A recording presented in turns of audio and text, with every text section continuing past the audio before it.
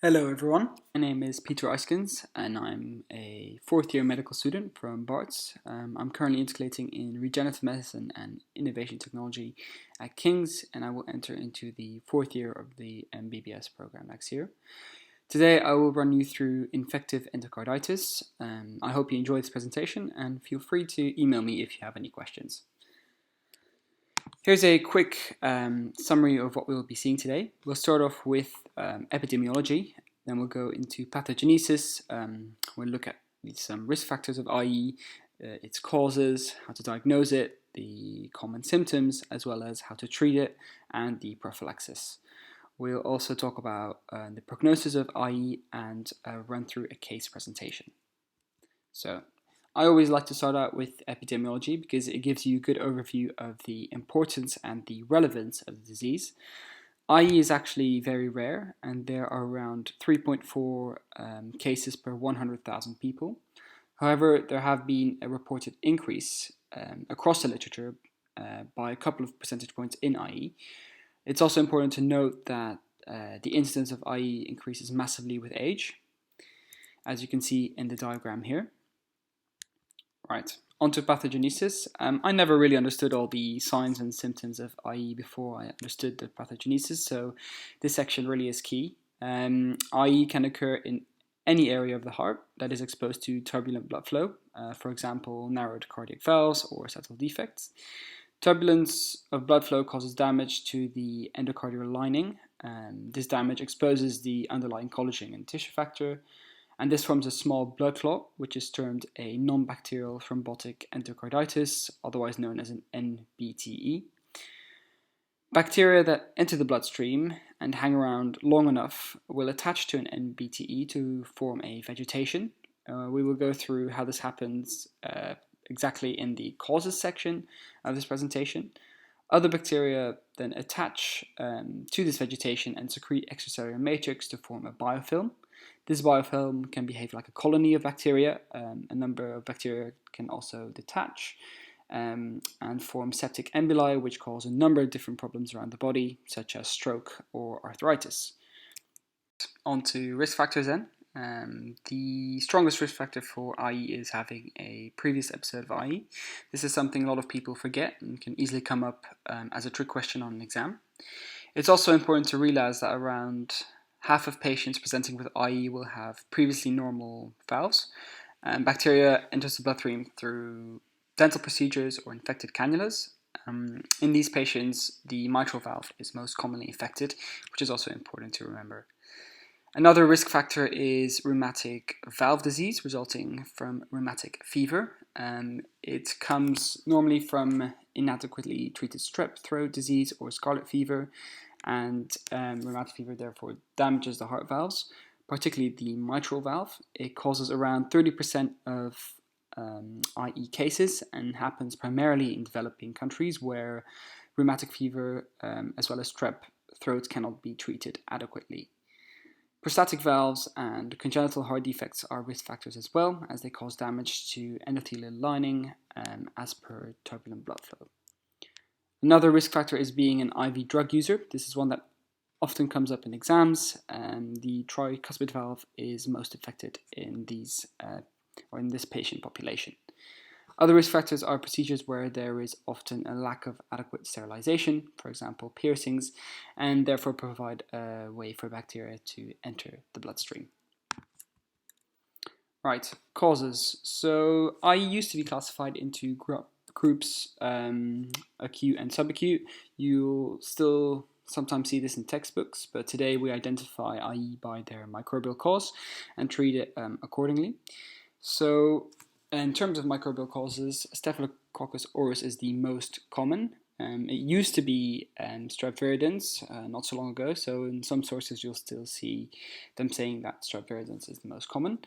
Strep viridans is not only the most common in developing countries. Strep viridans is a low virulence bacterium found in the mouth and attacks previously damaged heart valves, causing small vegetations. Staph aureus, on the other hand, is a highly pathogenic organism that causes large vegetations that can destroy previously healthy valves as well. Another microbial cause is Staphylococcus epidermis, which most commonly comes from post-prosthetic valve surgery and actually gets into the body during surgery. Another cause is Streptococcus bovis, which is associated with colorectal cancer, and there's a specific subtype there as well, which I don't think is extremely relevant. Coxiella burnetii is another cause, and this develops in patients who've had Q fever initially, and so months or years after Q fever, they can develop endocarditis, and this often happens when the patients become immunocompromised or are pregnant or have new valve defects. Coxiella burnetii is difficult to diagnose because it does not culture easily at all. Then there are the Hasek organisms, which are a group of organisms that are less commonly associated with IE. They are gram-negative bacteria that are normally part of the mouth and throat, and they are listed here on the slide for you. Right, there are also fungal causes, which are not as common as bacterial causes. They are mainly in patients who are IV drug using, or in ICU with multiple antibiotics. It's important to remember them because blood cultures don't grow them.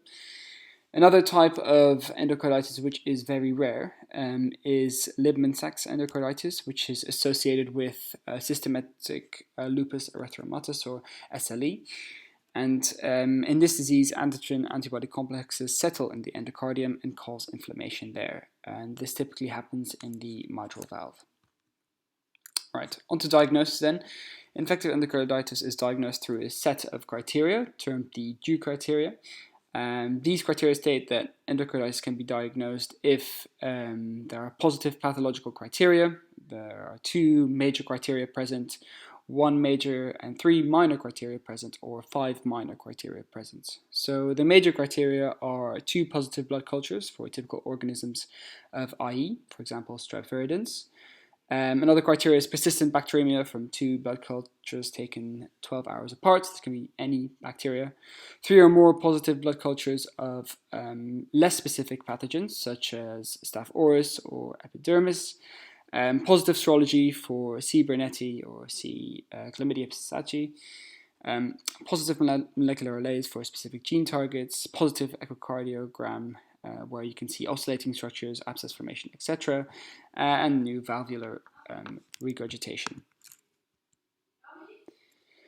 Next is minor criteria as well. So you have predisposing heart conditions or IV drug use as a minor criteria. Another one is microbiological evidence that does not meet major criteria. Fever over 38 degrees, vascular phenomena such as major emboli, splenomegaly, clubbing, splinter hemorrhages, JMA lesions, petechiae, or purpura. And then you have immunological phenomena as well related to IE, which is glomerulonephritis, Osler's nodes, or Roth spots. Symptoms then. These symptoms of IE can vary massively between patients and are often very non-specific. This diagram summarizes some of the symptoms associated with IE here, so it's on the left. But again, it's important to remember that you probably won't see all of these at the same time. Patients presenting with IE will often have flu-like syndromes, like a low-grade or intermittent fever. They might have anorexia, weight loss, night sweats, pleuritic pain, abdominal symptoms. They often have a murmur, but not always. You might be able to see, as we discussed previously, some of the minor criteria, such as splinter hemorrhages, Roth spots, Osler nodes, JMA lesions, and so forth. The interesting thing about splinter hemorrhages is actually that the septic emboli from the vegetation travels all the way through the bloodstream to the extremities and lodges there. Roth spots are like immunological, so your body will generate immune complexes against these vegetations, and therefore you get all sorts of symptoms related to that as well. In terms of treatment, the antibiotic treatment is very extensive and is dependent on the type of valve, native or prosthetic, as well as the type of organism. So because there's such a huge variety, in my opinion, there's it's not very important to remember every single antibiotic regime. As most doctors do, I would just use the BMJ best practice or the BNF to look up the treatment algorithm. You may want to remember how to treat a suspected case, but that's just through empirical broad-spectrum antibiotic therapy. In terms of surgery, sometimes IE needs to be treated through surgery, and there are various indications for that. So if a patient has severe valvular incompetence, an aortic abscess, infections resistant to antibiotics or fungal infections, cardiac failure, refractory to standard medical treatment, or recurrent ambuli after antibiotic treatment. All right. Prophylaxis again varies from patient to patient. It's probably useful to remember procedures that don't require prophylaxis, so dental procedures, upper and lower GI tract procedures, genitourinary tract procedures, and upper and lower respiratory tract procedures.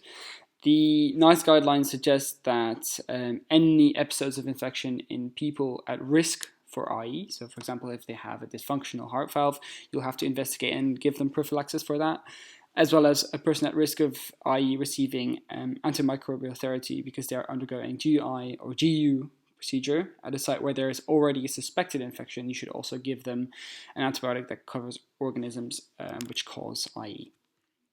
In terms of prognosis, poor prognostic factors are Staph aureus infection, which is sadly the most common infection, having a prostatic valve, or a culture-negative endocarditis. And there's even a mortality rate according to the type of organism. So staphylococci will lead to a mortality rate of 30%, which is quite high. Bowel organisms, a mortality rate of 15%, and streptococci, a rate of 5%. Right, onto a typical IE presentation case. So I've made this as clear as possible and with as many symptoms as possible. Normally you wouldn't actually see all these symptoms and it would be a lot more non-specific. But anyway, here you go. It's a patient called Mr. John Wick, who's a 53-year-old homeless patient who is presented to A&E due to recent loss of consciousness episode. This lasted 2 minutes and the patient recovered spontaneously. He now has difficulty in walking due to weakness in his lower left limb. He also reports having had fever, night sweats, and arthralgia over the last few weeks. He reports no previous history of seizures. So on examination, this patient has splinter hemorrhages, Osler's nodes, Janeway lesions, retinal hemorrhages, and a pansystolic murmur in the mitral area. His ECG was regular, and upon transthoracic echo, there were vegetations present. So, this patient has developed a stroke as a result of septic emboli from vegetations. Alongside the stroke, he has classical non-specific symptoms. The new onset of murmur is a key indicator. Also, I forgot to mention this before, but often ECGs in IE patients will be regular and not specific to won't have a certain pattern. Echo shows vegetation, which is a major criteria, so that's something you definitely should be thinking about when you read a case like this.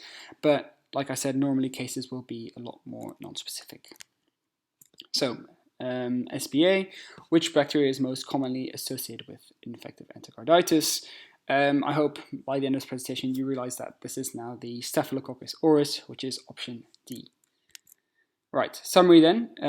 IE is a rare but potentially fatal disease. It's most commonly caused by Staph aureus. It's diagnosed through the modified Drury criteria. It often presents with no specific symptoms, and it has an extensive antibiotic treatment. Okay, thank you very much for listening. Please subscribe to the Teach to London channel to stay updated with all our latest tutorial. And please don't hesitate to contact me if you have any questions. Thank you very much.